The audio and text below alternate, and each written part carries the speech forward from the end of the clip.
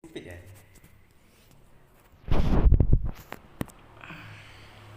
Kayak gini. Assalamualaikum warahmatullahi wabarakatuh.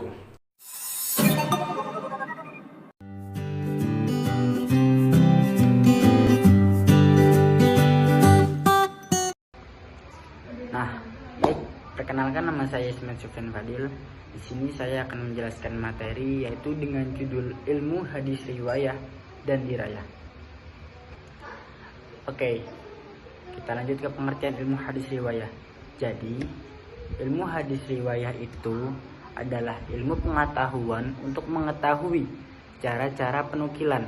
Nah, penukilan itu apa sih? Penukilan itu adalah menulis atau mengutip kembali apa yang pernah ditulis atau diucapkan oleh Nabi. Jadi apa-apa yang telah disandarkan kepada Nabi Muhammad SAW, baik di situ berupa perkataan Nabi, perbuatan Nabi, takrir maupun lain sebagainya. Nah, objek kajiannya di sini adalah hadis Nabi. Hadis Nabi SAW dari segi periwayatan dan pemeliharaan. Nah, seperti itu. Oke. Di sini ada keuntungan dari kita mau mempelajari ilmu hadis riwayah itu. Di antaranya itu yaitu dengan kita mau mempelajari ilmu hadis riwayah itu, kita dapat menghindari adanya kemungkinan salah kutip terhadap apa yang telah disandarkan kepada Nabi Muhammad SAW. Nah, dengan kita belajar yang namanya ilmu hadis riwayah ini, berarti kita tahu seumpama nantinya kita ketemu hadis-hadis yang mungkin di situ bisa dibilang nggak sesuai dengan ucapan Nabi. Nah, itu kita tahu sebab kita telah mempelajari yang namanya ilmu hadis riwayah ini gitu. Oke, di sini ada perintis pertama ilmu hadis riwayah, yaitu Muhammad bin Syihab Az-Zuhri. Jadi Muhammad bin Syihab atau dikenal Abu Bakar Muhammad bin Syihab Az-Zuhri ini, beliau ini adalah seorang imam serta ulama besar di Hijaz dan Syam, yaitu Suriah. Jadi beliau adalah perintis pertama ilmu riwayah. Adapun untuk orang pertama yang menulis ilmu hadis riwayah itu adalah An-Nabil Ad-Lahaq. Nah, itulah pokoknya. Beliau adalah orang pertama yang menulis ilmu hadis riwayah ini. Oke, untuk pembagian hadis ini itu dibagi menjadi dua. Ada dua perawi, yaitu yang pertama itu ada mutawatir, kemudian yang kedua itu ada ahad.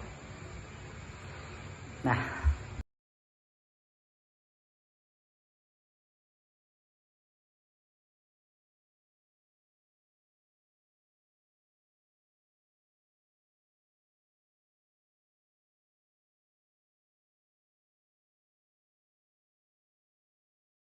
Baiklah, di sini saya akan melanjutkan tentang kitab-kitab hadis mutawatir. Sebagian ulama telah mengumpulkan hadis-hadis mutawatir dalam kitab tersendiri. Antara lain, yang pertama itu ada Al-Azhar Al-Mutanasirah fi Al-Akbar Al-Mutawattirah karya As-Suyuti. Dalam kitab tersebut, As-Suyuti menyusun bab demi bab dan di setiap hadis diterangkan sanadnya yang dipakai oleh pentakhrijnya. Yang kedua ada Qatf Al-Azhar karya As-Suyuti, ringkasan dari kitab-kitab di atas. Yang ketiga ada Al-Ali Al-Mutanasirah fi Al-Hadis Al-Mutawattirah karya Abu Abdillah Muhammad bin Turn Ad-Dimashqi. Yang keempat ada Nazm Al-Mutanasirah min Al-Hadis Al-Mutawattirah karya Muhammad bin Ja'far Al-Kattani. Yang kelima, Itau Zawil Fathail Mustahirah Bimawako min Ziyadah ala al-azhar al-mutawassirah min al-hadis al-mutawattirah, karya Ustadz Syekh Abdul Aziz Al-Ghumari. Yang keenam ada Luqat al-li'ali al-mutanasirah fi al-hadis al-mutawattirah, karya Abi al-Faid Muhammad Murtada al-Husaini al-Zubair al-Misri. Selanjutnya yaitu pengertian hadis ahad. Secara bahasa, ahad adalah bentuk jamak dari kata ahad yang berarti satu. Jadi bisa dikatakan bahwa ia merupakan hadis yang diriwayatkan oleh satu orang rawi. Sedangkan menurut istilah, hadis ahad adalah khobar yang diriwayatkan oleh satu orang, dua orang, atau lebih yang tidak mencapai tingkat mutawatir.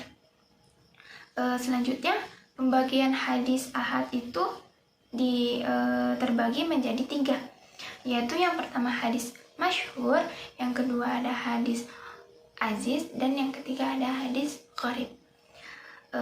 Hadis masyhur adalah hadis yang diriwayatkan oleh 3 orang atau lebih dalam satu tabaqah atau tingkatan, namun tidak mencapai derajat mutawatir.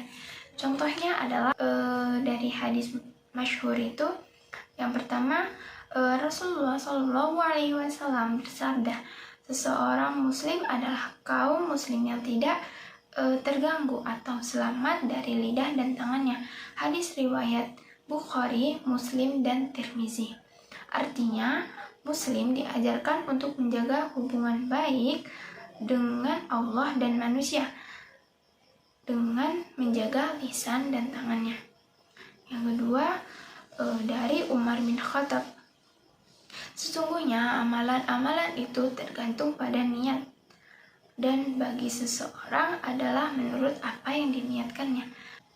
Artinya, apabila seseorang berbuat baik atau beramal baik dengan niat yang baik atau ikhlas, maka seseorang tersebut akan mendapatkan pahala dari Allah Subhanahu wa Ta'ala. Perkenalkan, nama saya Zulfan Afandi. Di sini saya akan menjelaskan materi pengertian hadis aziz.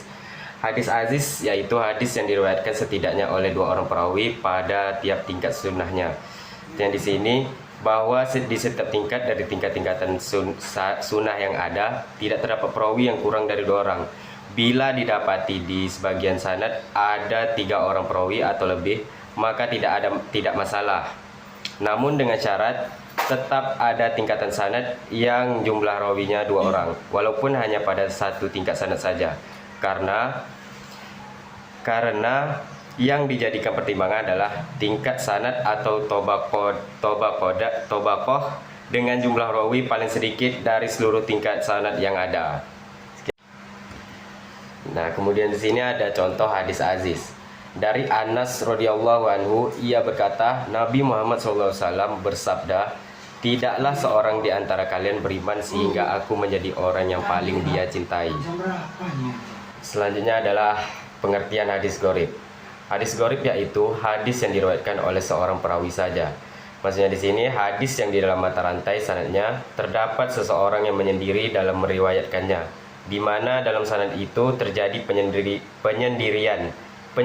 penyendirian yang dimaksud dapat berupa personalia atau karakter perawinya saja. Yang selanjutnya adalah macam-macam hadis gharib.